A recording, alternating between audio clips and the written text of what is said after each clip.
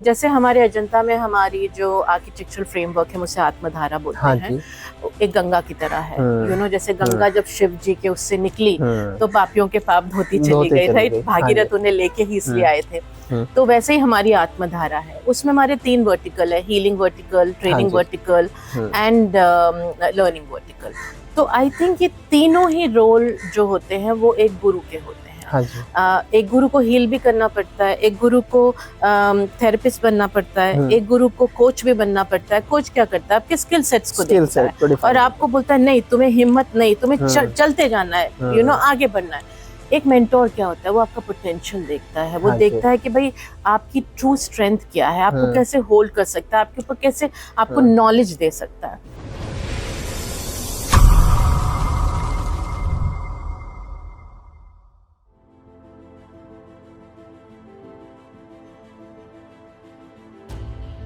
Hello and welcome back to yet another episode of beyond reality with Bharat Sadana. आज के guest बहुत ही खास हैं। वो हैं एक स्कॉलर, एक मेंटोर एंड व्हाट मोर। आइए जानते हैं ज्योति जी से, founder of Ajanta Vihara institute of spiritual science. आइए मिलते हैं मैम से। Ma'am welcome to my show. कैसे हैं आप? मैं बहुत अच्छी हूं। Thank you so much. Thanks.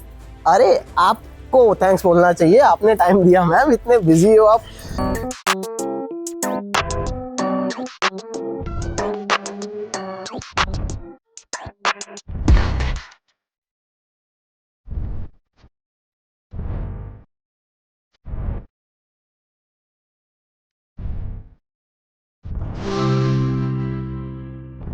You're a scholar, educator, spiritual therapist, clinical hypnotherapist, author as well. Yes. और क्या क्या मैम प्लीज बताइए। मैं एक बहुत ही सिंपल चीज बोलना चाहूंगी। सिंपल हो नहीं मैम। आई थिंक एक शब्द है जिसमें सारे शब्द समा जाते हैं। yes. और वो है टीचर का, गुरु का। ग्रेट। आई थिंक मैं उससे ज्यादा अपने आप को कुछ नहीं बोलना चाहूंगी। टाइटल तो बहुत है, टाइटल के नाम पे तो मैं एक स्पिरिचुअल इंटीग्रेटिव थेरेपिस्ट हूँ, जहाँ पे मैं main stream psychology, human behaviour और जो डीपर लेयर्स ऑफ सबकॉन्शियस होती हैं, जिन्हें मैं 4 लेयर्स ऑफ माइंड बोलती हूँ। एक इंटेलेक्चुअल माइंड हो गया जिसे हम सुबह से शाम तक यूज करते हैं, सबकॉन्शियस माइंड हो गया जिसके बारे में आपने काफी आजकल चर्चा रहती है, सुना बहुत। हाँ, डॉक्टर जो डिस्पेंजा की अगर आप किताबें पढ़े तो काफी, डॉक्टर ब्रूस लिप्टन की पढ़े तो उसमें काफी आपको मिलेगा, डॉक्टर ब्रायन वीस की पढ़े तो। फिर एक माइंड होता है फीलिंग माइंड, जो सबकॉन्शियस माइंड आपका हो गया। उसके बाद होता है इंट्यूटिव माइंड, और सबसे जो मोस्ट इम्पॉर्टेंट होता है जिसमें हम ज्यादा समय बिताना नहीं चाहते भारत, वो है हमारा स्पिरिचुअल माइंड और हायर सेल्फ माइंड। तो मैं इन 4 लेयर्स को देखती हूँ, पर at the and so title जैसा मैंने कहा, स्पिरिचुअल इंटीग्रेटिव थेरेपिस्ट हूँ, कॉन्शियसनेस मेंटर हूँ, लोगों को हेल्प करती हूँ अंडरस्टैंडिंग में कि भाई सर्वाइवल फ्रीक्वेंसी जो है 20 हर्ट्ज बॉटम मोस्ट से आप कैसे ग्रैटिट्यूड, लव, फॉरगिवनेस फ्रीक्वेंसी में जा सकते हैं, जो 1000+ हर्ट्ज फ्रीक्वेंसी है। मैं क्लिनिकल हिप्नोथेरेपिस्ट भी हूँ, बट मेरे हिसाब से एक शब्द मेरे लिए काफी है, मैं एक टीचर हूँ, एक गुरु हूँ। Great, that's it. Great ma'am. बल्कि मेरा पहला क्वेश्चन यही था कि ज्योति जी का रियल इंट्रोडक्शन क्या है, टाइटल्स के बियॉन्ड आप खुद को कैसे डिस्क्राइब करेंगे? एंड एज यू सेड कि यू आर अ टीचर। मेरी जर्नी एक टीचर की रही है। बचपन में शुरुआत ही गुरुओं के बीच में हुई। आई थिंक सबसे बड़े जो मेरे गुरु रहे हैं वो मेरे माता पिता रहे हैं, मेरे नाना जी रहे हैं, और एक से एक अच्छे गुरु मिलते रहे। मैंने इसका जो मेंशन है वो मेरी किताब में भी किया है, the Bhagavad Gita therapist to your soul, जो अभी रिसेंटली लॉन्च हुई है। मैंने उसमें मेंशन किया है कि आई थिंक माहौल बहुत इंपॉर्टेंट होता है, एनवायरनमेंट बहुत इंपॉर्टेंट होता है।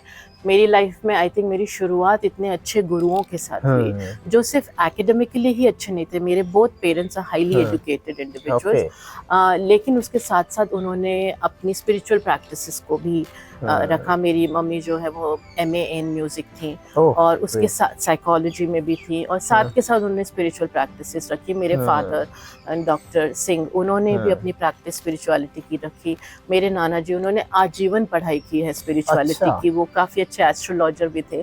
तो आई थिंक वो जो माहौल होता है ना, वो माहौल बहुत जरूरी होता है। तो मेरे लिए आई थिंक स्पिरिचुअलिटी हटके नहीं था, वो एक सांस लेने जैसा था। यू नो, आप थोड़ी देर के लिए खाना छोड़ सकते हैं, आप थोड़ी देर के लिए लिमिटेड कपड़ों में चल सकते हैं, लेकिन आपकी ब्रीदिंग जो है वो नहीं रोक सकती।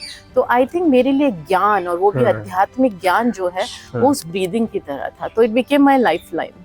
और ब्रीदिंग का एक सही तरीका होता है, वो आपने अच्छे से सीख लिया, I guess. I think so, I learn to breathe. Great. और जब आप अच्छे से ब्रीथ करना सीख जाते हैं, आप समझ जाते हैं कि एक ब्रेथ जो है आपके अंदर का कितना इम्पोर्टेंट प्राणा है, तो आप जिंदगी जीना सीख जाते हैं। तो आई थिंक वो उनके शब्दों को पकड़ पकड़ के, उनकी जीवन में जो भी वो प्रैक्टिसेस करते रहे, उन प्रैक्टिसेस को पकड़ पकड़ के धीमे धीमे धीमे धीमे आई थिंक मैंने जीना सीख लिया।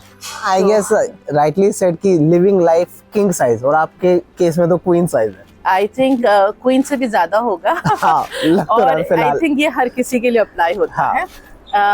तो क्वीन हो गया आपका मटेरियल लाइफ में, राइट। एक क्वीन कौन होती है? जैसे सारी मटेरियल अबंडेंस होती है, तो एक तो वो हो गया।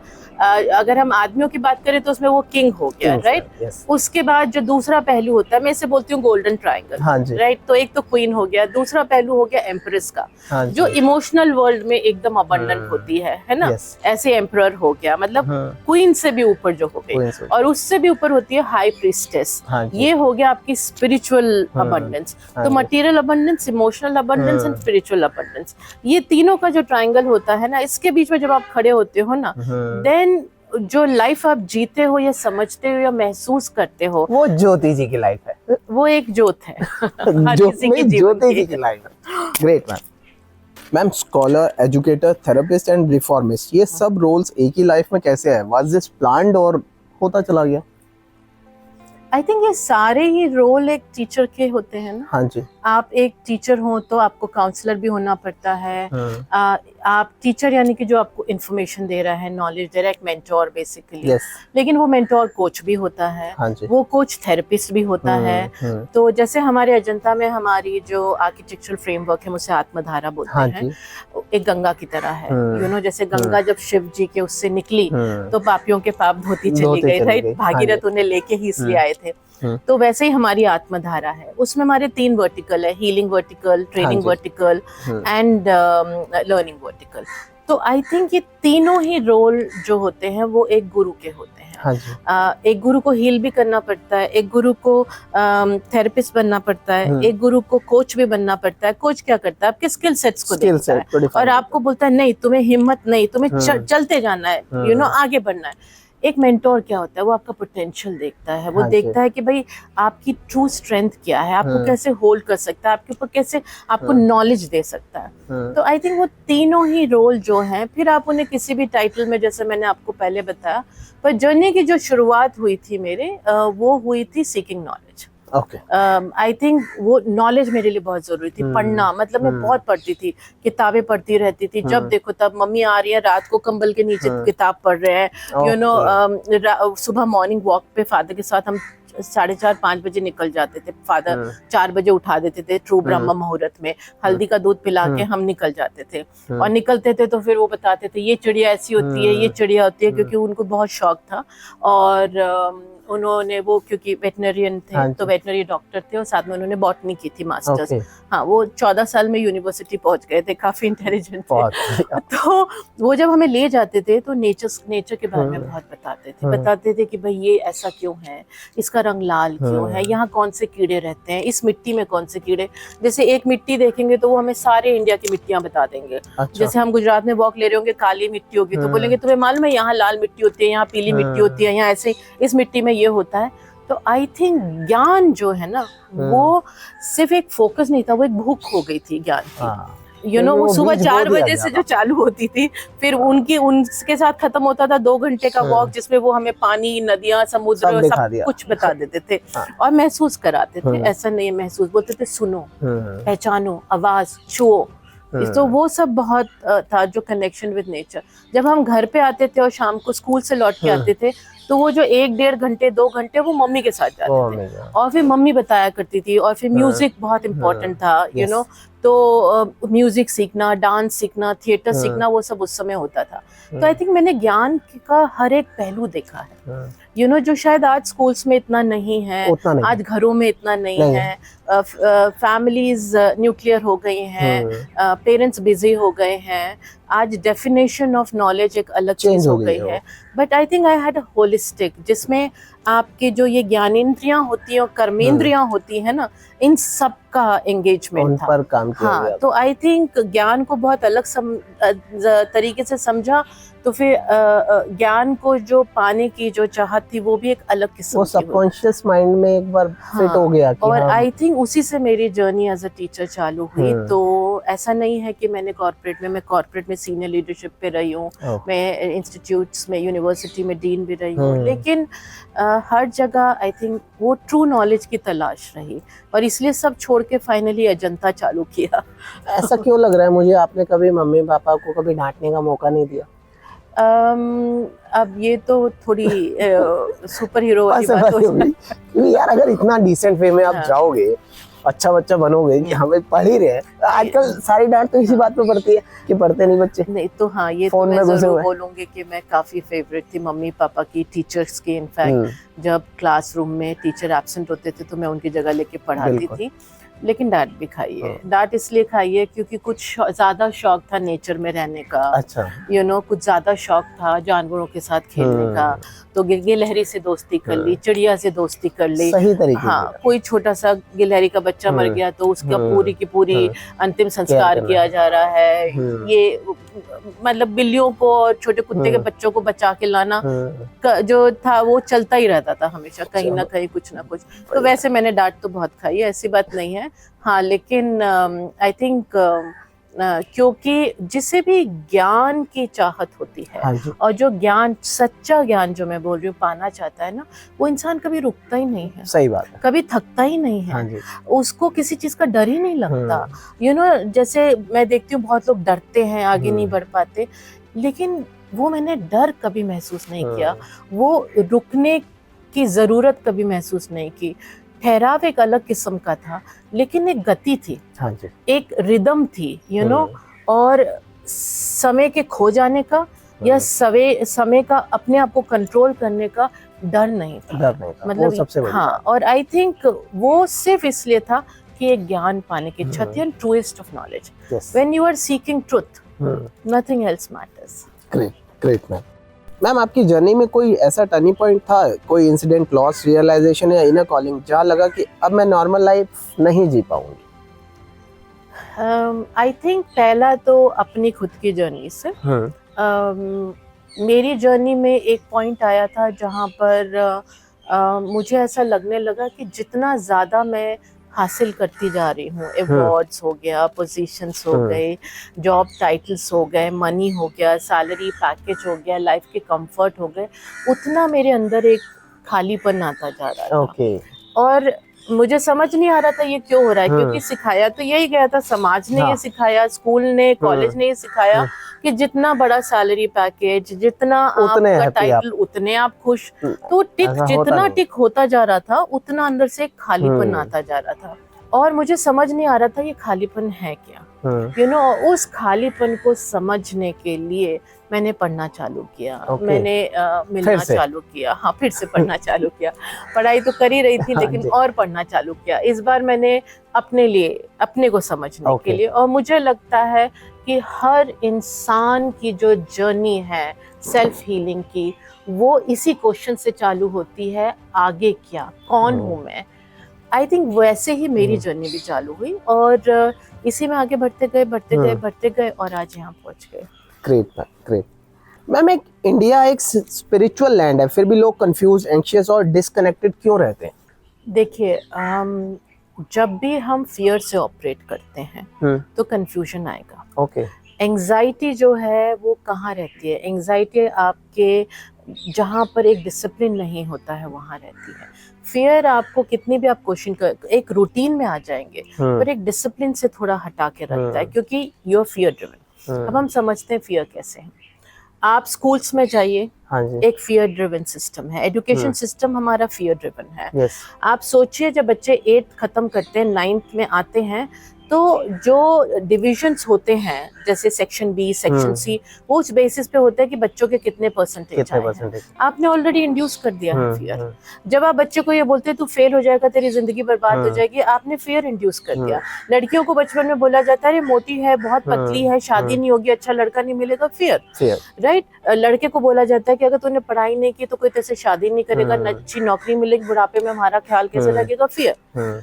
सबसे बड़ा फियर जो हमारे इंडिया में है वो है फियर पाप और पुण्य का। हाँ जी, राइट। हर चीज करने से पहले हम ये बोलते हैं मुझे पाप लगेगा, अरे मैंने ये किया मुझे पुण्य नहीं मिलेगा। अब सोचिए हम लोगों का रिलेशनशिप पैसे से कितना कॉम्प्रोमाइज्ड है। हाँ जी, हम कुछ भी करने से पहले हम डरते हैं। हमारी मेड जो है वो हमसे अपनी ही तनख्वाह मांगने से डरती है। क्यों? उसके अंदर डर है कि अगर मैंने तनख्वाह मांगी तो मुझे निकाल दिया जाएगा, है ना, अगर मैंने मैडम को गुस्सा कर दिया तो निकाल दिया जाएगा।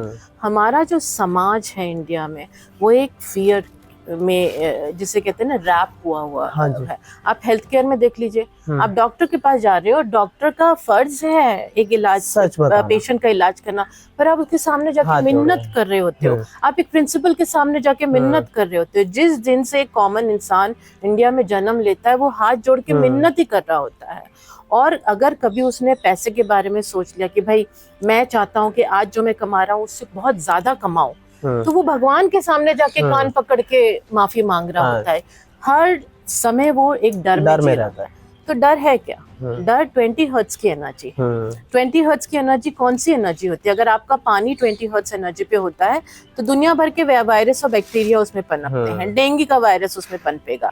20 से ऊपर आप जाएंगे तो वायरस मरने लगते हैं। आप सोचिए आप उस लेवल पे आके अगर अपनी जिंदगी जी रहे हैं तो आपकी जिंदगी में क्या होगा? स्ट्रगल ही होगा। बिल्कुल। आप उस बोझ को अपने से अपने बेटे को, आपका बेटा अपने बच्चे को, वो आगे ऐसे पास होता रहेगा। वो चक्र कभी नहीं टूटेगा क्योंकि वो चक्र है फियर का चक्र। अच्छा। तो सबसे पहले तो कहीं पे हम लोगों को इस फियर से हटना।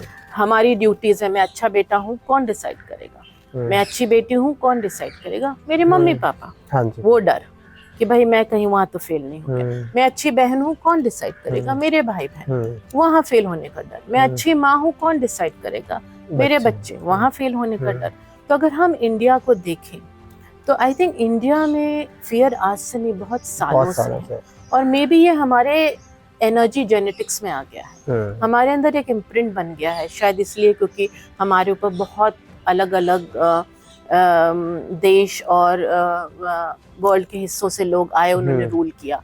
लेकिन इस एनर्जी इम्प्रिंट को हमें तोड़ना है। हाँ जी। और यही जर्नी को समझने के लिए और इसी प्रोसेस को डिफाइन करने के लिए मैंने अजंता विहारा की नींव रखी थी। और हम यहाँ पे यही बोलते हैं हर किसी को, स्पिरिचुअलिटी क्या है? मेरे लिए spirituality is a process that helps you in moving from fear frequency to love frequency. और आप कोई भी एंशिएंट विजडम की बुक उठा लीजिए, जैसे मैं विजडम ऑफ एजेस बोलती हूँ, वेदा उठा लीजिए, उपनिषद उठा लीजिए, पुराण उठा लीजिए, ये दुनिया के जितने भी वो हैं, हर जगह आपको सिर्फ एक ही चीज सुनने को मिलेगी और वो है love is the only energy that can heal.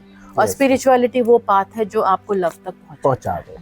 इसीलिए तो हम ह्यूमन बीइंग्स की तरह जन्म लेते हैं, क्योंकि ह्यूमन कॉन्शियसनेस एक ऐसी कॉन्शियसनेस है जो 360 डिग्री आपको लव का एक्सपीरियंस कराती है। हाँ जी। हम बेटे, आप किसी के बेटे हैं, आप वो लव एक्सपीरियंस कर रहे हैं, किसी के फादर है वो लव एक्सपीरियंस कर रहे हैं, किसी के गुरु हैं, किसी के बॉस हैं, you are experiencing love in different way. इसीलिए हम ह्यूमन बीइंग्स की तरह जन्म लेते हैं।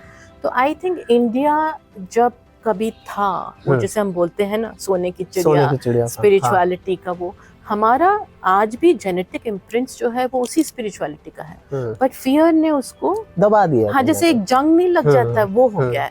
तो अब आई थिंक हमें रिकनेक्ट करना है, उसके लिए फियर से हटना, that is very important. Yes ma'am.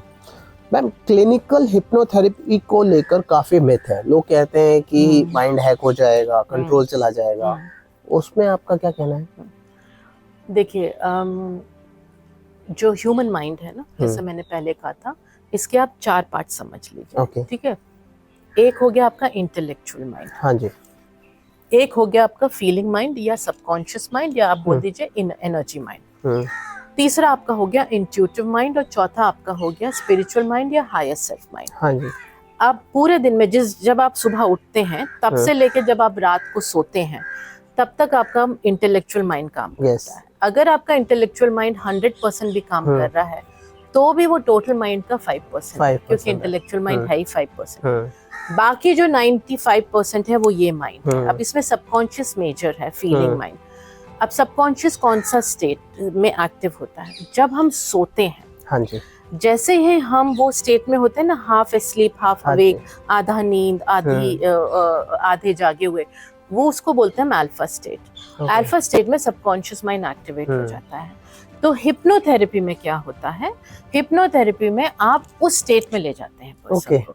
उस स्टेट में क्या होता है? उस स्टेट में इंटेलेक्चुअल माइंड का रेजिस्टेंस कम हो जाता है, यानी आपका जो नर्वस सिस्टम है वो हाई विजिलेंस में से हटके एक इजी सेफ स्पेस में आ जाता है। तो उससे सबकॉन्शियस माइंड टेक ओवर कर लेता है। सबकॉन्शियस माइंड आपका फीलिंग माइंड है। सबकॉन्शियस माइंड आपके लैपटॉप का हार्ड ड्राइव है, राइट, जहाँ पे आपके डिफरेंट फोल्डर्स हैं, राइट। तो जिस फोल्डर में से आपको जो चाहिए आप रिट्रीव कर सकते हैं। वो ये लाइफ टाइम का हो, पिछले लाइफ टाइम का हो, आपके 50 साल पहले की बात हो, बचपन की बात हो, वो सब रिट्रीव कर लेता है। तो उस स्टेट में पहुंचने के लिए हिप्नोथेरेपी वर्क करती है।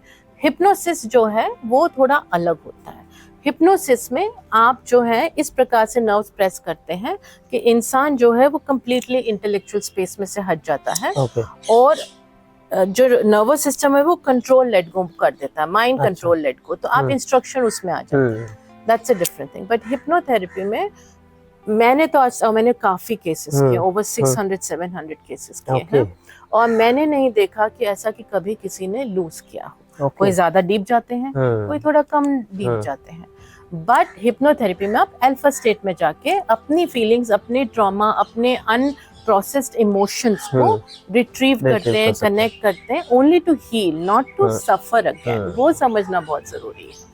उसके बाद स्टेज आती है आपकी सुपर कॉन्शियस की, जिसमें कि ऑफ कोर्स आपका इंट्यूटिव माइंड और आपका जो हायर सेल्फ माइंड है हम उसे एक्सेस करते हैं। वहां पे आप कनेक्ट कर सकते हैं हायर कॉन्शियसनेस से। जैसे कहते हैं ना टॉकिंग टू द डिवाइन, हम बोलते हैं कि अरे क्लैरवॉयंस है। जैसे मुझे लोग बोलते हैं कि मैम आपने तो बहुत मेहनत की होगी इसलिए आप क्लैरवॉयंट हैं, because I have been blessed with clairvoyance. I said नहीं, ये एक साइंस है।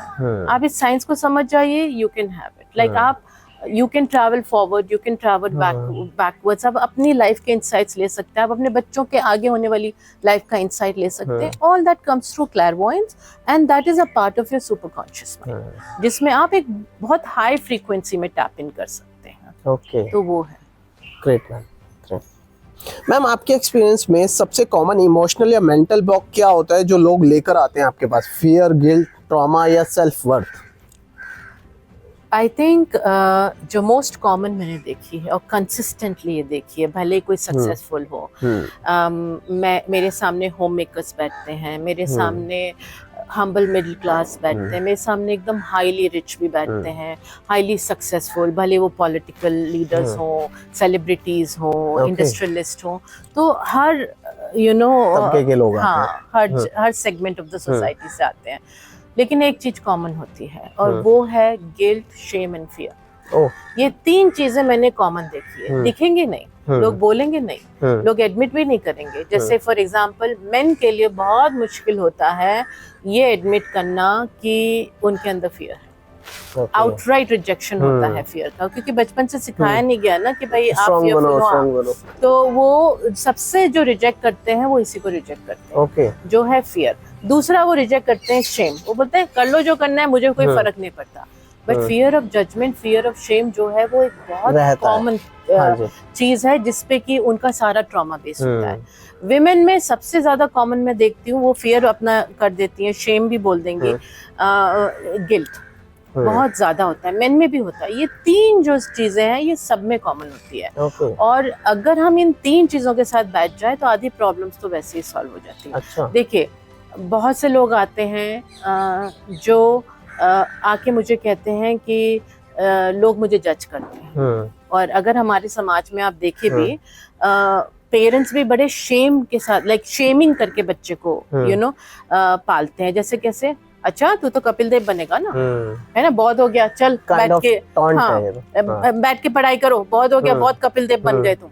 हम सोचते हैं हम नेगेटिव करेंगे तो बच्चा मजबूत होगा, पर ऐसा नहीं होता। वो मजबूत हो जाएगा, 100% मजबूत हो जाएगा, लेकिन वो जो उसके अंदर शेम है वो आगे चल के दिखेगा, रिलेशनशिप्स में दिखेगा, करियर चॉइस में दिखेगा। वो बॉस के सामने कभी नहीं बोल पाएगा। अगर उसका अप्रेजल हो रहा है तो अगर उसको सामने से मैनेजमेंट बोलेगा कि नहीं 10,000 क्यों देंगे तुम्हें, तुमने क्या किया, तुमने ऐसा क्या किया कि तुम्हें 10,000, वो अपने लिए फाइट नहीं कर पाएगा, या वो नौकरी छोड़ देगा। वो शेम बार बार बार बार उसकी लाइफ में ट्रिगर होगा। ऐसे ही गिल्ट, बस तुम ऐसे ही पढ़ लिख के बड़े होगे, अपने माँ बाप का कुछ नहीं कर पाएंगे। देखो उनके बच्चों को कितने अच्छे से अपने माँ बाप का ख्याल रख रहे हैं, तुम क्या कर रहे हो, तुमने अपने माँ बाप के लिए क्या किया। जिंदगी भर वो गिल्ट चलता रहेगा, और वो गिल्ट हमेशा उस इंसान को अपने अंदर एक इंफीरियोरिटी करके रखेगा। फियर्स तो कितने सारे होते हैं। फियर ऑफ अबैंडनमेंट सबसे बड़ा फियर होता है। Fear of rejection, fear of rejection इतना बड़ा फियर होता है कि हम आगे कदम ही नहीं उठा पाते हैं।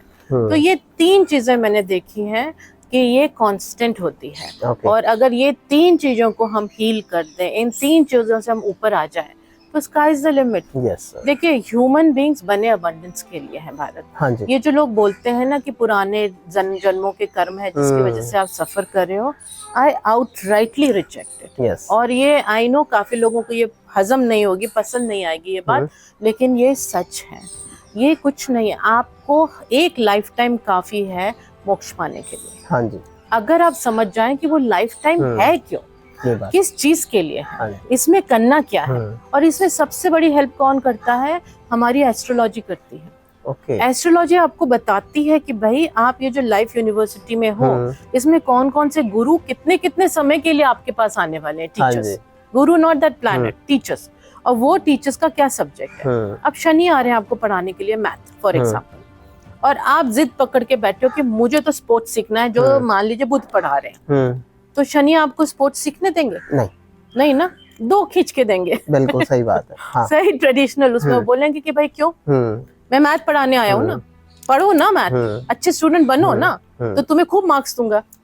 तो वो हमारे गाइडेंस के लिए, इस मशीन को एफिशिएंटली चलने के लिए सब चीजें हैं, सब चीजें दी गई हैं, लेकिन हम समझते नहीं हैं, हम अटक के रह जाते हैं इस फियर, गिल्ट, शेम। तो मैं सबको यही बोलती हूँ कि देखो इट्स वेरी, आध्यात्मिक ज्ञान बहुत जरूरी है।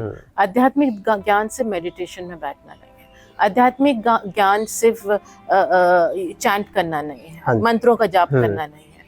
आध्यात्मिक ज्ञान होता है जब आप ये बोलते हो मैं अंदर जाऊंगी, मैं अंदर जाऊंगा, और मेरे अंदर का जो वॉइड है, मेरे अंदर का जो सन्नाटा है, मैं उसमें बिना किसी नॉइस के बैठूंगा। सन्नाटे में बैठने में तो बहुत डर लगता है ना, बैठना आसान नहीं होता है, हमें आवाजें चाहिए होती हैं। उस सन्नाटे में मैं बैठ के समझूंगी कि भाई वो रोशनी जो दूर टिमटिमा रही है वो मेरी है, उस तक मैं कैसे पहुंच सकती हूँ। उसके लिए तो आपको हटना पड़ेगा फियर, शेम और गिल्ट से।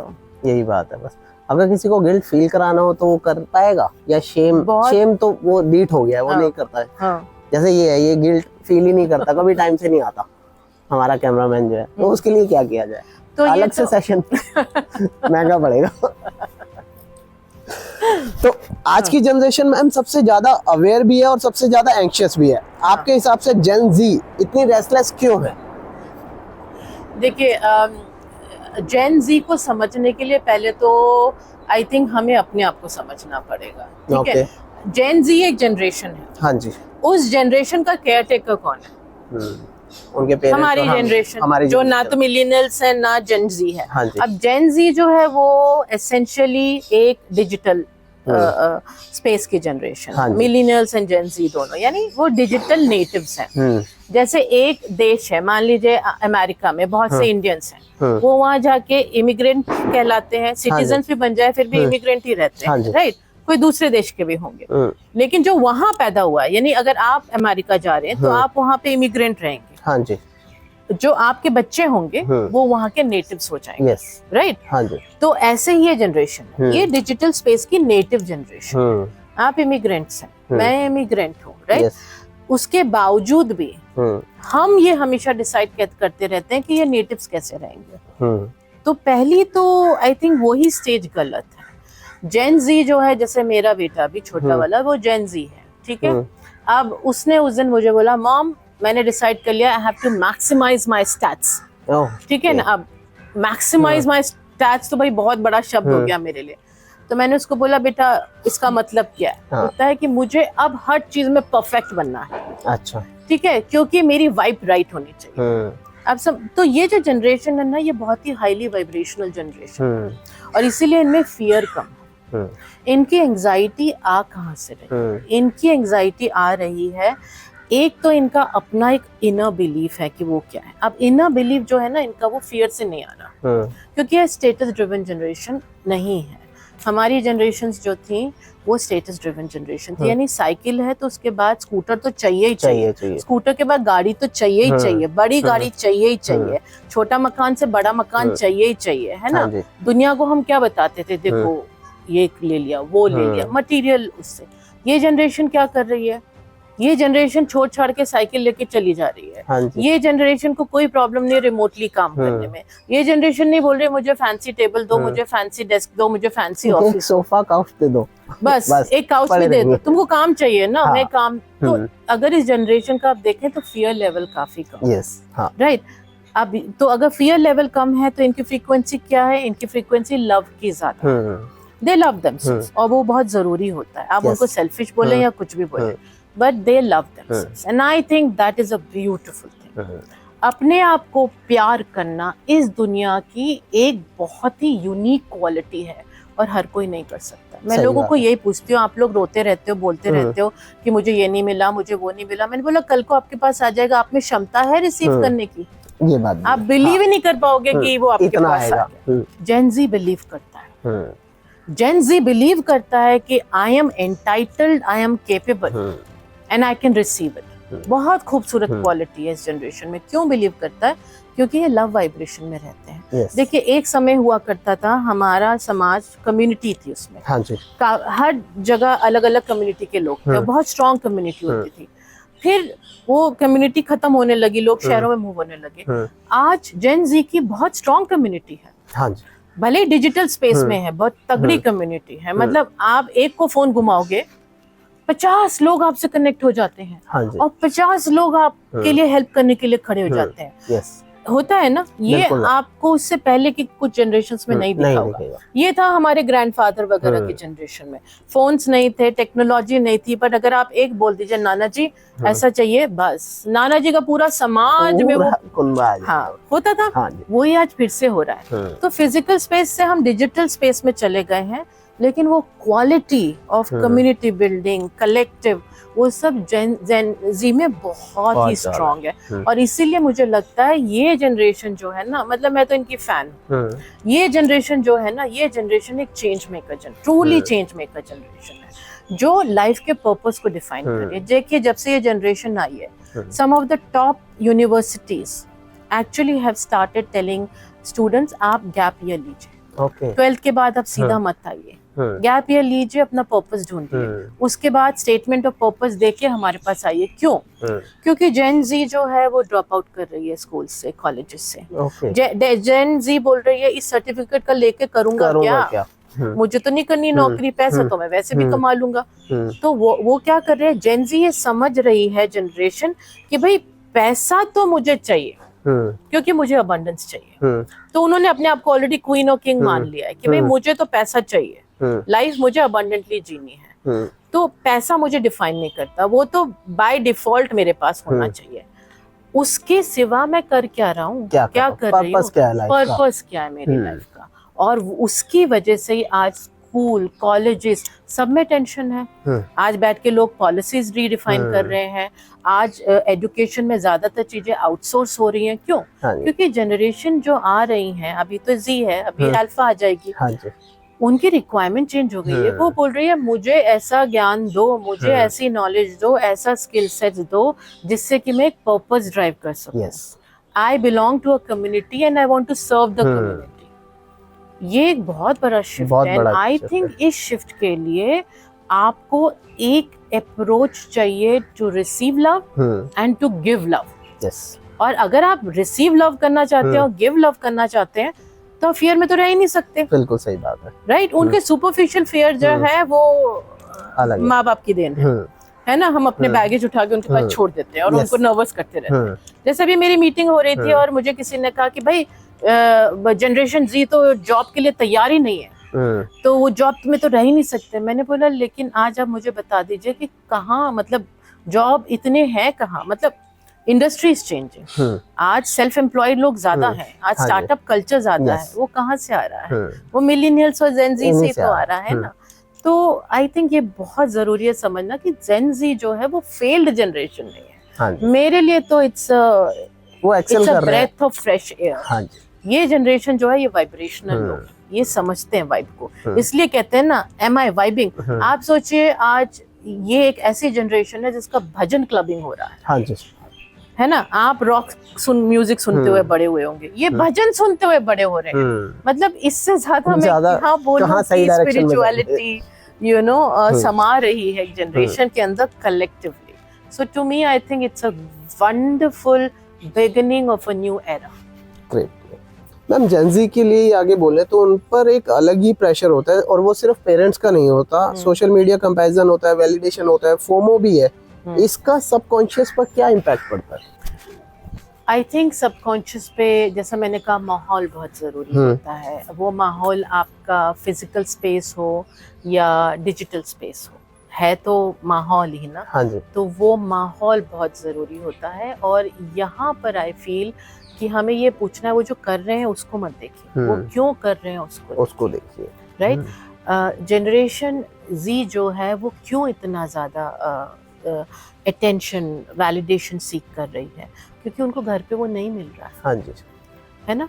अगर मेरे को कोई घाव है और मैं आपके पास आती हूँ, ठीक है, आप मेरे घर के डॉक्टर वैद्य हैं या जो भी है, या आप मेरे घर के मेंबर हैं, मैं आके बोलती हूँ मुझे चोट लग गई भारत, और आप मुझे बोलते छोड़ो ये सब क्या है, व्हाट इज दिस, तुम तो हमेशा ही रोते रहते हो। तो मैं क्या करूंगी? मुझे तो मेरा दर्द मालूम है, मुझे तो चाहिए कि कोई इसको हील करे, तो मैं बाहर जाऊंगी। राइट। और बाहर अगर कहीं गई मैं और किसी ने बोल दिया oh my God you poor thing, तुम्हारा कोई ध्यान नहीं लगता, तो मुझे अच्छा लग रहा है ना। तो मैं बार बार उसके पास जाऊंगी। अगर कोई डॉक्टर मुझे बोल देगा गोली खा लो हो जाएगा ठीक, तो मैं सुनूंगी, लेकिन जाऊंगी मैं उसी के पास जो बार बार मुझे बोलेगा कितनी। हाँ, तो जब वो क्यों है बाहर इतना, वो क्यों ये सब कर रहे हैं? आज आप देखिए, मतलब मैं इंस्टा पे देखती हूँ, मैं यूट्यूब पे देखती हूँ, वेरियस डिजिटल प्लेटफॉर्म पे देखती हूँ, ऐसी ऐसी चीजें हो रही हैं कि मुझे लगता है कि बाउंड्रीज ही नहीं रह गई है। राइट। और जनरेशन जी का तो मतलब देयर नो प्राइवेट लाइफ ऐसे। वो क्यों हो रहा है? Because they are not being respected, they are not being understood, you see, they are not being guided. हम आज भी वही पुराना फ्रेमवर्क ऑफ लाइफ लेके उनके सामने बैठे हैं। पढ़ो, डिग्री हासिल करो। मैं नहीं बोलती मत पढ़ो, मैं बोलती हूँ पढ़ो। ऑफ कोर्स मैं तो आई विल ऑलवेज प्रीच, मैं तो टीचर हूँ और मैं जिंदगी भर ज्ञान को हासिल करती रही, लेकिन कोई कभी ना कभी तो आपको उनके साथ बैठ के समझना पड़ेगा कि भाई वो सोच कैसे रहे हैं, समझ कैसे रहे हैं, क्या फील कर रहे हैं, क्या करना चाहते हैं, वर्ल्ड कैसे बदल रहा है। तो rather than just being a preacher कि बैठ गए और ज्ञान गुरु बन के उनको ज्ञान दे रहे हैं, कभी कभी उनके साथ बैठ के उनका भी तो ज्ञान समझिए, है ना। तो जब हम उनको अलाउ करेंगे घर के अंदर फील करने के लिए, parents are separated, disintegrated families हैं, पेरेंट्स रहते भी हैं तो झगड़े होते हैं, न्यूक्लियर फैमिलीज हो गई हैं, कॉन्सेप्ट ऑफ फैमिली रहा ही नहीं है, तो they will turn to home. Schools में कॉम्पिटिशन्स इतना है। आजकल स्कूल्स भी आपको क्या सिखाते हैं? To be a great communicator. अगर आप नहीं कर पा रहे हो तो स्कूल आपको एज अ फेलियर देखने लगता है, वो आप में इन्वेस्ट करना बंद कर देता है। कितने स्कूल इन्वेस्ट करते हैं? नहीं, आपको सेक्शन ए की जगह सेक्शन सी में डाल दिया जाएगा, ह्यूमैनिटीज में। तो ये सब प्रेशर जो उनके ऊपर है, ये प्रेशर जो है वो इनको कलेक्टिवली एक वैलिडेशन की तरफ मूव कर रहा है। And that is where I feel इनका ट्रू पोटेंशियल जो है वो एक्सप्लोर नहीं हो पा रहा। और इसीलिए मुझे लगता है इस जनरेशन को आज सबसे ज्यादा जरूरत है ऑफ डीपर नॉलेज, जिसे हम स्पिरिचुअल नॉलेज बोलते हैं, बिकॉज ये हाईएस्ट ऑफ द साइंस है, हाईएस्ट ऑफ द विजडम है। इनफैक्ट जैसा मैं आपको, जब हम पहले बात कर रहे थे, आई वाज टेलिंग यू कि हमारे हीलिंग पाथवेज हैं, लर्निंग पाथवेज हैं, ट्रेनिंग पाथवेज हैं। These have been designed keeping in mind not only 30s generation 40 years old, 30 years old, but generation Z, because आज इनको बहुत ज़रूरत है उस हीलिंग की, जिससे कि ये सुपरफिशियल वैलिडेशन पे नहीं डिपेंड कर पाए, यू नो। तो मैम इसी में अगर कंटिन्यू करें तो ये Ajanta vihara of spiritual science, यहाँ हम क्या करते हैं एग्जैक्टली? राइट, देखिए मैं टीचर हूँ, यस, राइट। हाँ जी। मेरी जिंदगी एज अ टीचर करते, भले मैं कॉर्पोरेट में रही, सीनियर लीडरशिप पोजीशन में रही, बट स्टिल एसेंशियली रोल तो मेरा मेंटर का ही रहा है। मैं एज अ ट्रेनर भी रही हूँ, तो वेरियस इंडस्ट्रीज में काम किया है, एंटरप्राइजेस में काम किया है, भले वो इंस्टीट्यूशनल हो या बिजनेसेस हो। और एज अ डीन, ये चालू करने से पहले वाज अ डीन, मुझे एक बात समझ आई है, और वो ये है, सीखने वालों की कमी नहीं है, ग्रो करने वालों की कमी नहीं है, और हारने वालों की भी कमी नहीं है। मैं आज देख रही हूँ कि एजुकेशन भी एक फैशन जैसा हो गया, वो शायद पहले से ही था। पहले इंजीनियरिंग लोग और डॉक्टर एंड इंजीनियर्स बनते थे, अब ज्यादातर क्रिएटिव में चले जाते हैं कि भाई कोई आर्टिस्ट बन रहा है, कोई डिजाइनर बन रहा है, कोई मीडिया बन रहा है, कोई मार्केटिंग बन रहा है, सोशल मीडिया आजकल का ट्रेंड है। सो ट्रेंड फॉलो किया जाता है। अब आप जब ट्रेंड फॉलो करते हैं तो after a point of saturate हो जाता है, राइट। इंटेंशन अजंता विहारा का क्या है? अजंता विहारा का इंटेंशन है कि एक होलिस्टिक लर्निंग स्पेस हो। अब हम होलिस्टिक लर्निंग स्पेस किसको बोलते हैं? जहाँ आप इवॉल्व होंगे, जहाँ आपकी ग्रोथ होगी, जहाँ आपकी इनर ग्रोथ होगी और आउटर ग्रोथ भी होगी, डेवलपमेंट होगा, जहाँ सिर्फ skill building and knowledge building ही नहीं होगी, जहाँ पे कॉन्शियसनेस एक्सपैंड होगी। आप मुझे स्कूल्स बता दीजिए, एंटरप्राइजेस बता दीजिए, कॉलेज बता दीजिए, जहाँ पर कि एजुकेशन का फोकस कॉन्शियसनेस पे हो। आजकल लोग डरे हुए हैं, आर्टिफिशियल इंटेलिजेंट, वो इंटेलिजेंस है। इंटेलिजेंस हमेशा कंट्रीब्यूट करती है कॉन्शियसनेस पे। यस, तो वो तो हमारे लिए एक like I feel it's one of the most beautiful tools. Yes. So Ajanta Vihara जो है वो स्टार्ट इसीलिए किया गया था कि भाई एक जो इंसान है वो कंप्लीट 360 डिग्रीज लर्निंग एक्सपीरियंस कर सके। वो क्या है? आप लर्न कर रहे हैं, यानी आप नॉलेज एंड विजडम एक्वायर कर रहे हैं, आप ट्रेन हो रहे हैं, यानी आप स्किल्स सेट बिल्डअप कर रहे हैं, आप हील हो रहे हैं, यानी कि आप इनर वर्क कर रहे हैं। ये तीनों को मिला के, क्योंकि आपका जब आप ट्रेनिंग कर रहे हैं तो आप अपना स्थूला शरीर को कर रहे हैं, जब आप लर्न कर रहे हैं तो आप अपने सूक्ष्म शरीर को डेवलप कर रहे हैं, जब आप हील कर रहे हैं तो आप अपने कारणा शरीर को, कॉजल बॉडी को ग्रो कर रहे हैं। तो यानी आपका स्थूला शरीर, physical body, material reality, material realm, आपका सूक्ष्म शरीर, एनर्जी बॉडी, आपका इमोशनल रियल्म, और आपका जो कॉजल बॉडी है, आपका कारणा शरीर है, या आपका स्पिरिचुअल रियल्म है, ये तीनों अलाइनमेंट में आ जाते हैं। एकीकरण जिसे हम बोलते हैं, इंटीग्रेशन जिसे हम बोलते हैं, ये तीनों जब अलाइनमेंट में आते हैं तो कॉन्शियसनेस एक्सपैंड होती है। जब कॉन्शियसनेस एक्सपैंड होती है तो ऑटोमेटिकली ह्यूमन लाइफ जो है वो मूव करती है ग्रैटिट्यूड, फॉरगिवनेस और लव की तरफ। वो हमें एक एक्स्ट्रा नहीं करना पड़ता। अब आप वो वर्ल्ड सोचिए जहाँ पे हर इंसान ग्रैटिट्यूड, फॉरगिवनेस और लव में है। Isn't it a beautiful picture? Yes, absolutely. तो अजंता उसी पिक्चर को रियलिटी बनाने के लिए चालू हुआ है। Great. But not just as philosophy or an extension of a religion, no. As spirituality as pure science. Okay. So हम practical पे ज़्यादा विश्वास रखते हैं। Lived experiences, practical. It is a science. We must understand. अगर हमें बहुत अगर मतलब समझना हो शॉर्ट फॉर्म में, तो आप क्वांटम फिजिक्स को देख लीजिए, क्वांटम वाइब्रेशंस को देख लीजिए। Quantum physics, quantum vibration, quantum principles जो है वो स्पिरिचुअलिटी का पार्ट है। जो हमारे आई थिंक वेदास में, उपनिषद में, विजडम ऑफ द एजेस में कब से डॉक्यूमेंटेड है, यू नो। और वही लेके मैंने मेरी जो बुक है the Bhagavad Gita therapist your soul, उसको प्रेजेंट किया है, not as a philosophy, not as a religion, but as a framework, you know, framework of evolution, कि भाई आप कैसे इवॉल्व हो सकते हैं। It's all there. So the intention is कि वो जो विजडम ऑफ द एजेस है उसको हम लेके आए और आज की लाइफ में रियलिटी में अप्लाई करके वी मेक पीपल अंडरस्टैंड कि क्यों आपको सफर नहीं होना है। You should not be suffering. आपकी लाइफ बनी ही अबंडेंस के लिए है। ग्रेट मैम, इतने सारे टैलेंट्स में से अभी आपने एक बताया ऑथर का, आपने एक बुक लिखी है, वो कहाँ से शुरुआत हुई, क्या है मैम, उसके बारे में बताइए थोड़ा। तो मैंने वो जो एक बुक लिखी है उससे पहले 2 बुक और लिखी थी। अच्छा, तो टैलेंट तो खैर तो बरसों से है। तो बुक जो लिखी थी वो पब्लिश करने के लिए नहीं लिखी थी। अच्छा। तो मैं बताऊंगी आपको। Yes. एक्चुअली मैं as a part of my therapy पहले मैंने ये बुक लिखी, 30 days self love journal. Why? Because जैसे मैंने आपको बताया कि बहुत इम्पोर्टेंट है अपने आप से प्यार करना। ओके। शुरुआती वहां से होती है। आप जितना अपने आप को प्यार करते हैं इतना कोई और प्यार कर नहीं सकता है। तो as a part of my therapeutic practices लोग मुझे पूछते थे कि मैम क्या कर सकते हैं, आप बताइए, और मैं लोगों को इंस्ट्रक्शन देने में बिलीव नहीं करती हूँ, क्योंकि वैसे ही हम बचपन से ट्यून्ड इन है इंस्ट्रक्शन। मुझे बता दो लेफ्ट जाना है मैं लेफ्ट चली जाऊंगी, राइट जाना है मैं राइट।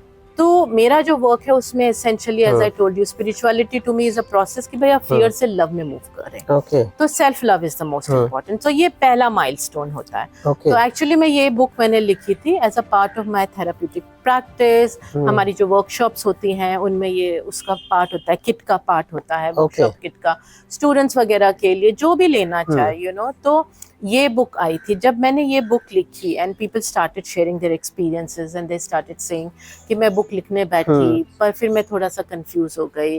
30 डेज के बाद क्या, फिर क्या है जो एक ट्रॉमा अगर उन्होंने डील नहीं किया वो आगे जाके रिपीट हो जाता है। बहुत से लोग थेरेपी में आना नहीं चाहते।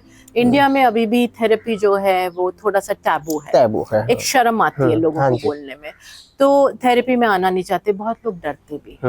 देखिए जहाँ सेक्सुअल अब्यूज का केसेस होते हैं ना, वहाँ एक बहुत बड़ा फियर होता है। I deal with lot of sexual abuse cases, right. Violence जो होता है, मैरिटल वायलेंस जो होता है, और फैमिली के जरिए जो वायलेंस होता है, फिजिकल अब्यूज का, तो उसमें लोग डरते हैं आने में।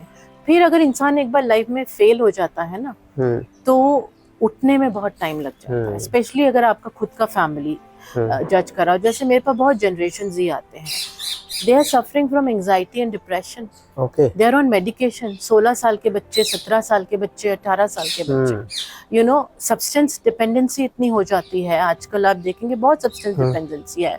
वो सब कहाँ से हो रहा है? वेपिंग इतना कॉमन हो गया है, वो सब यहीं से हो रहा है कि भाई they don't know where to go to seek help. तो इसीलिए आई फेल्ट कि कुछ ऐसा प्रेजेंट किया जाए वर्ल्ड को कि जहाँ वो बैठ के उसे पढ़े तो उन्हें लगे अच्छा मैं भी इसी स्टेट में हूँ, अच्छा इसमें मैं क्या कर सकता हूँ। तो फिर इसलिए मैंने ये बुक लिखी। The intention was not to publish, the intention was to present a framework of therapy. और इसलिए the Bhagavad Gita therapist to your soul है। Right? What does it say? A dialogue of healing between the creator, the seeker and the learner. I'm the learner. मैंने ये book, मैंने भगवत गीता पढ़ना चालू किया। मैंने काफी वर्जन्स ऑफ भगवत गीता पढ़े, और मैंने जब पढ़ना चालू किया तो आई रियलाइज कि इतना खूबसूरत फ्रेमवर्क ऑफ थेरेपी है कि अगर मैं इसे प्रेजेंट करूं तो शायद कुछ लोगों का फायदा होगा, शायद बहुत लोगों का फायदा होगा। क्योंकि भगवत गीता जो है वो एक धर्म ग्रंथ के रूप में नहीं लिखी गई थी, वो एक वॉर का रिकॉर्ड करके नहीं लिखी गई थी। भगवत गीता एक्चुअली हमारे 8 गीताएं हैं। Bhagavad Gita meaning the song of the lord, right. तो भगवत गीता स्टार्ट हुई थी अर्जुन के कोलैप्स से। हाँ जी, राइट। वो जो पेन था, जो दर्द था, इनफैक्ट जो मेरे टीचर है जिनसे मैंने भगवत गीता सीखा, जब मैं उनके पास बैठी तो उन्होंने मुझे कहा कि तुम कैसे समझना चाहती हो भगवत गीता। मैंने बोला एज अ थेरेपिस्ट मेरे सामने। तो उन्होंने बोला तुम्हारे सामने जब लोग आके बैठते हैं तो क्या महसूस करती हो? मैंने बोला मैंने इतना पेन देखा है, इतना दर्द। मैं सुबह से शाम I sit across pain, and I feel their pain, right? Because I'm a spiritual integrative therapist. So he said, then you must understand Bhagavad Gita as Arjun's pain. अगर आपको भगवत गीता समझना है तो अर्जुन के पेन को समझो। तो अर्जुन के पेन को समझते समझते ये 18 चैप्टर्स मैंने समझे। अच्छा। और इन 18 चैप्टर्स में हर चैप्टर में जब कृष्णा ने कुछ बोला तो मैंने विजुअलाइज किया कि वो मेरे सामने खड़े हैं मेरे थेरेपी रूम में, और मैं उनसे सीख रही हूँ। I am the learner as a therapist, I am learning from this master therapist. और मेरे सामने अगर अर्जुन के ही इमोशनल स्टेट में कोई बैठा है तो उसे मैं कैसे हैंडल करूँ? हाँ जी। तो इसलिए इस बुक में आपको रिफ्लेक्टिव प्रॉम्प्ट्स दिए गए हैं कि भाई अगर आप इमोशनल कोलैप्स स्टेट में हैं तो आप क्या कर सकते हैं, क्या पूछ सकते हैं अपने आप से, आपके शरीर में क्या हो रहा है, आपके मस्तिष्क में क्या हो रहा है, आपके इमोशंस में क्या हो रहा है. So this is not a philosophy, this is not a religious book. This is purely written as a therapist. This is actually a therapy manual.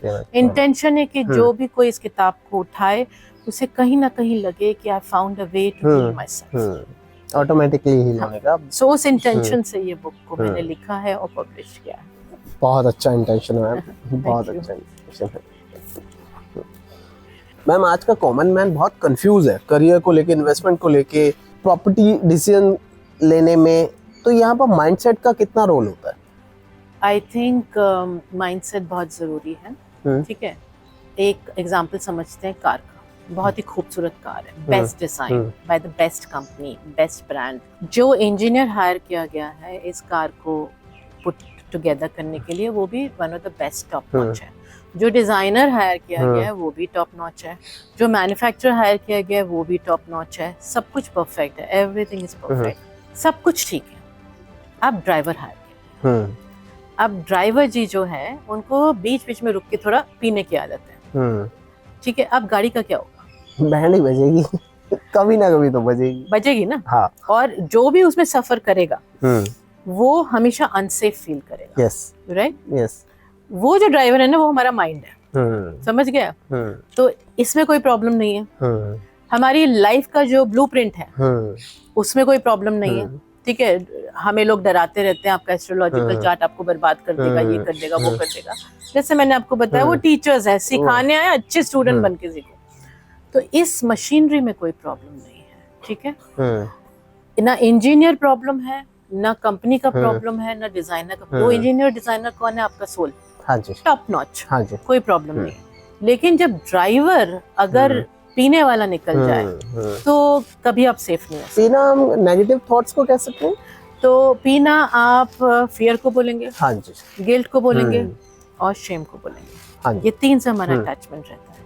सबसे बड़ा जो अगर हम बोलेंगे वो ड्राइवर का ड्रंकर्ड. एक ड्राइवर क्यों पीता है? कहीं ना कहीं कोई फियर होता है, उसका कोई गम होता है, गम भुलाने के लिए पी रहा हूँ. राइट.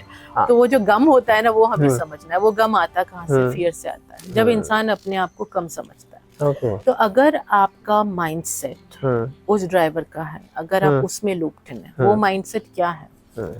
एम आई गुड इनफ, यानी कि आप दूसरों के वैलिडेशन पे अपने आप को डिसाइड करते हैं. ठीक है, आपको थोड़ा सा किसी ने वैलिडेट किया, आपके लिए वो इंसान गॉड बन गया. आजकल आप सुनते ही होंगे इंस्टा पे कि भाई ये इस समधन के साथ भाग गया, वो इस बहू के साथ भाग गया. वो सब क्या है? That's validation. राइट. आपको थोड़ा सा वैलिडेशन मिल रहा है कि आप ऐसे ऐसे चॉइसेस कर ले रहे हैं जिसका कोई लॉजिक भी नहीं, मतलब वो लास्ट भी नहीं करेगा, सस्टेनेबल भी नहीं है.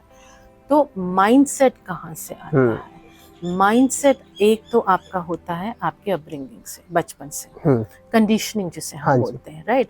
वो कंडीशनिंग आपके बचपन से आती है. बिलीफ सिस्टम एंसेस्ट्रल होते हैं, कल्चरल होते हैं, कम्युनिटी होता है कि भाई ये करोगे तो ये हो जाएगा, मंगलवार को ये करोगे तो ये हो जाएगा. एक कम्युनिटी बिलीव करती है कि मंगलवार को हम नॉनवेज नहीं खा सकते. दूसरी कम्युनिटी बिलीव करती है कि भाई हर पूजा में मेरा तो फिश चलना चाहिए. तो आपका बिलीफ सिस्टम और कंडीशनिंग आपको कितना रोकता है, कितना आगे जाने देता है, कितना पीछे हटने देता है. आपका इंटरव्यू है मान लो वेडनेसडे को, आप इंटरव्यू देने ही नहीं गए क्योंकि राहु काल है.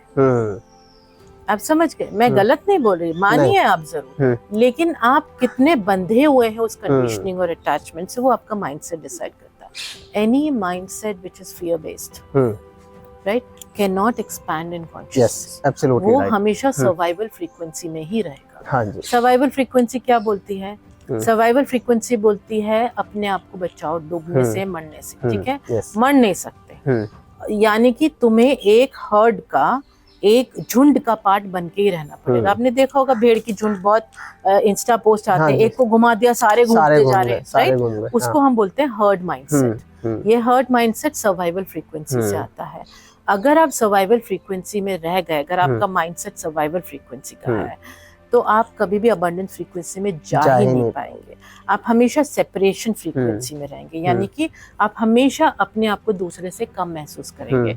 आप कभी भी वननेस फ्रीक्वेंसी में नहीं जाएंगे. वननेस फ्रीक्वेंसी क्या बोलती है? आत्मा हूँ, परमात्मा का अंश हूँ, परमात्मा में से निकली हूँ, परमात्मा में समा जाऊंगी, एंड मोस्ट इम्पोर्टेंट परमात्मा बनने की क्षमता रखती हूँ। आप समझ रहे हैं, ये बहुत जरूरी है। I carry God with me, you know, I am part of God, which means I am God. इसको बिना ईगो के हमें बोलना है। तो वो जो सेपरेशन कॉन्शियसनेस है, जो वननेस कॉन्शियसनेस है, ये बहुत ही अलग माइंडसेट है। ये फियर बेस्ड माइंडसेट है, ये लव बेस्ड माइंडसेट है। अटैचमेंट और लव में फर्क है, ये समझना पड़ेगा।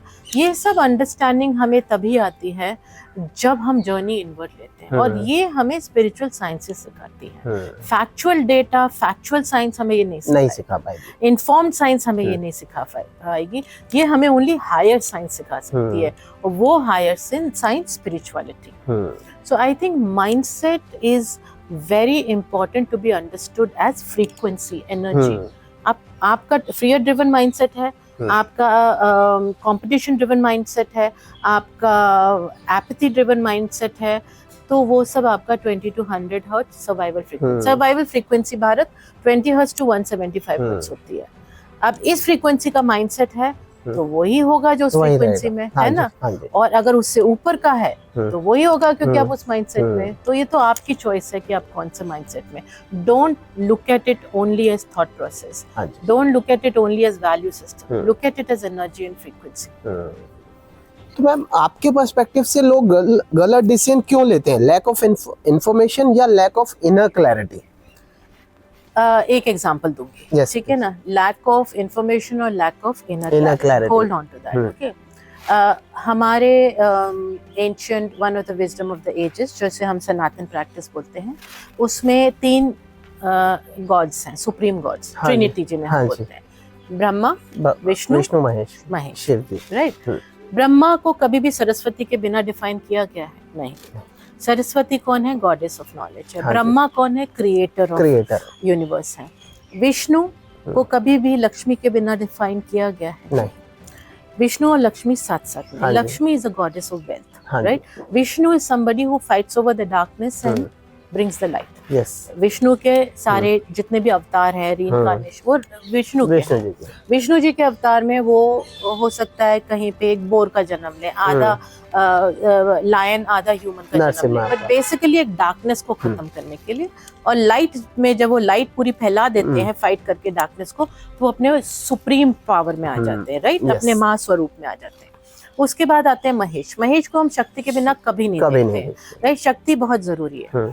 अब इनको हम ये ट्रिनिटी गॉड्स ना देख के कॉन्शियसनेस देखते हैं, ठीक है। ब्रह्मा क्या है? Brahma is a state of knowledge, information, knowledge, right. आप कौन है, मैं कौन हूँ, ये सब क्या है, इसको समझने के लिए you have to be in a state of Brahma.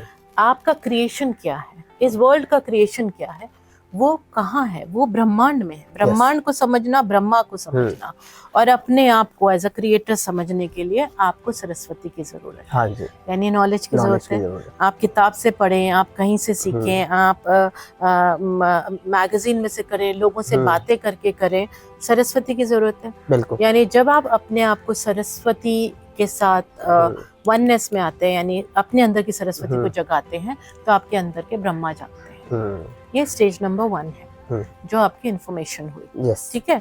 Information से भी मैं आगे जाऊंगी, नॉलेज हुई, उससे भी मैं आगे जाऊंगी विजडम, पर अभी हम विजडम की पहली स्टेप में।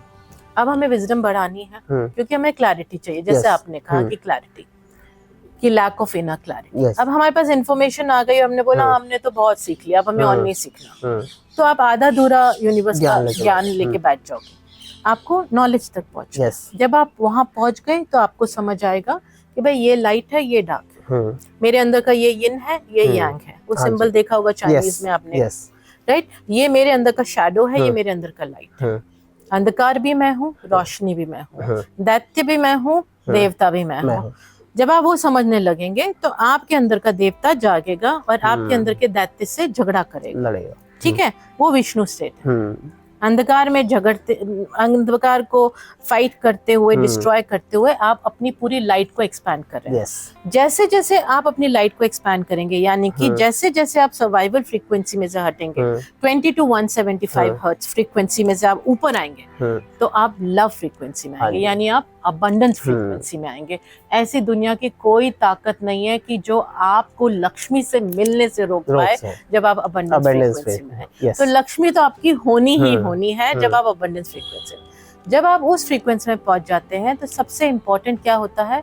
इम्पोर्टेंट होता है अटैचमेंट नहीं होना। लोग अटैच हो जाते हैं ना, मेरे मरने के बाद मेरे जेवर का क्या होगा, मेरे मरने के बाद ये वाली चेन कौन सा बेटा लेगा, और ये वाली बीच में किस्सा भी देखा, वो माँ की शव पे रोने लगा कि ये चेन मुझे दो, ये कड़े मुझे दो। उस समय आप आते हैं महेश स्टेट ऑफ कॉन्शियसनेस में। महेश स्टेट क्या सिखाता है? Non attachment. मिट्टी से भी उतना ही लगाव है मुझे जितना सोने से है, हीरे से है, मोती से है।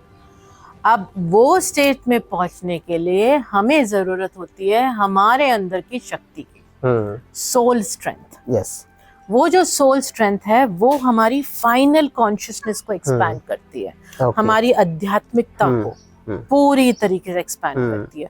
और जब ये होता है तो सोल अपने सुप्रीम फ्रीक्वेंसी पे होता है, यानी 1000+। वो जो सहस्र बोलते हैं ना हम, 1000 जो पाथवेज होते हैं लाइट के, वो खुल जाते हैं। तो ये जो 3 स्टेज है, ये 3 स्टेज ऑफ कॉन्शियसनेस की हैं।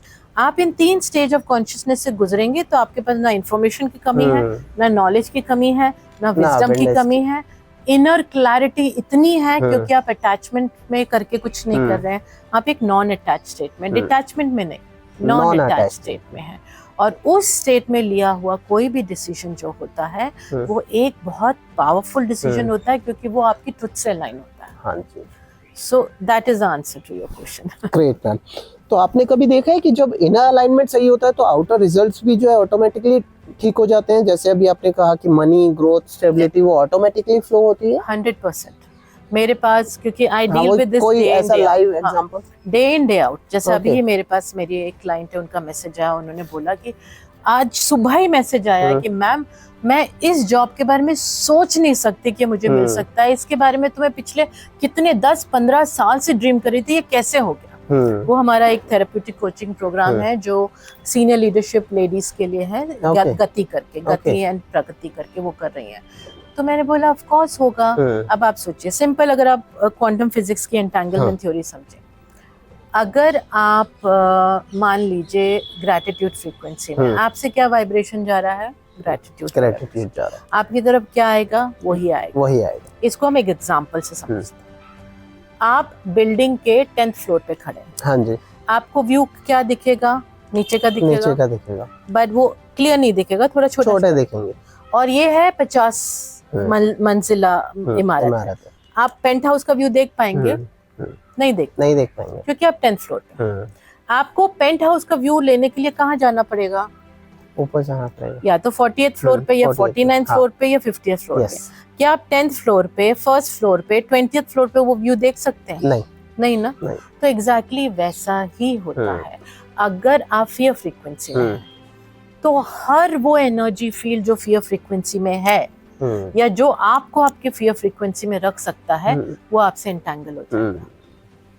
आप समझ रहे हैं? यानी आप 2nd फ्लोर पे हैं। अगर पेंट हाउस में जाना है जो ग्रैटिट्यूड फ्रीक्वेंसी है, तो आपको उस फ्रीक्वेंसी पे रहना पड़ेगा, जाना पड़ेगा। और आप जब उस फ्रीक्वेंसी पे जाएंगे तो आप देखेंगे लोगों का व्यवहार बदल जाएगा। हाँ जी। परिवार वालों का व्यवहार बदल जाएगा। आपके आसपास अबंडेंस ही अबंडेंस होने लगेगी। And this is not some magic या कुछ वुडू या कुछ tantra and all. This is the tantra का मतलब क्या है? Science of energy. This is the power of tantra within. Okay. You can change any reality. That's what I tell people. कि you can change any reality. Are we capable to do that? In today's world, no. Okay. पर कम से कम आप 100% नहीं, जैसे पहले लोग बोलते थे दीवारों से लोग पास हो जाते हैं। हाँ जी। होते होंगे। एंड 100% लोग पानी पे चल लेते थे। Of course, possible है। लेकिन आज की तारीख में जिस फ्रीक्वेंसी पे हैं हम जिस फ्रीक्वेंसी पे आज की तारीख में हमारे जो चक्रास हैं वो 20% भी काम नहीं कर रहे हैं, 30% भी काम नहीं कर रहे हैं। उस फ्रीक्वेंसी पे भी हम काफी कुछ चेंज कर सकते हैं। जैसे मनी रिलेटेड चीजों को हम चेंज कर सकते हैं, जॉब एंड करियर रिलेटेड चीजों को चेंज कर सकते हैं, रिलेशनशिप रिलेटेड चीजों, मतलब जहां पे भी आप फियर को लव में बदल सकते हो, सेल्फ लव में, आप उन सबको कर चेंज कर सकते हैं। सकते हो इजीली। तो अगर फियर से आप सेल्फ लव वाली फ्रीक्वेंसी में आ जाएंगे तो वो सारी एनर्जी फील्ड्स जो आपको ऑनर करेंगे आपके सेल्फ लव के लिए, आपसे इंटैंगल हो जाएगी। Great ma'am, moving forward to rapid fire round. नहीं भी रैपिड में आंसर दोगे तो चलेगा। माइंड और कॉन्शियसनेस? माइंड और consciousness, choose one. To choose consciousness. Healing और अवेकनिंग? अवेकनिंग। फियर और faith? Faith. One emotion Gen Z struggles with most? Feeling unsafe. Great. One habit everyone should adopt daily? Gratitude. Wow. Great. One habit everyone must quit immediately? Attachment to pain. Sahi. One truth Gen Z needs to hear today? You are vibing at the right frequency. सही बात है। One book or practice that changed your life? Dr. Brian Weiss. Oh. Many lives, many masters. Great. Ma'am, finally अगर आप हमारे viewers को कोई message देना चाहें तो प्लीज़ बताइए, और ये भी बताइए कि अगर वो आपसे कनेक्ट होना चाहें तो कहाँ कनेक्ट कर सकते हैं, प्लीज़ बताइए। Sure. एक मैसेज, बट बहुत ही इम्पोर्टेंट मैसेज। क्या आप ये बिलीव कर सकते हैं कि आपकी जो लाइफ है वो सिर्फ और सिर्फ अबंडेंस के लिए बनी है? आपकी जर्नी हीलिंग की, अबंडेंस की, खुशहाली की, जॉय की, हैप्पीनेस की, इसी बिलीफ से स्टार्ट होती है। एक सिंगल एफर्मेशन, मेरी लाइफ अबंडेंस के लिए है। इसके लिए आपको ये बिलीफ छोड़ना पड़ेगा कि आपकी लाइफ सफरिंग की है। That's the only message I have. अगर मुझे कांटेक्ट करना है तो Ajanta Vihara institute of spiritual sciences, I am the founder director, ये न्यू दिल्ली में है। हम वॉक-इन्स नहीं लेते हैं, आपको अपॉइंटमेंट लेना पड़ेगा। हमारा वेबसाइट है, इंस्टा हैंडल है @अजंता-विहारा, यूट्यूब वीडियो है, वेबसाइट है www.ajanta-vihara.com।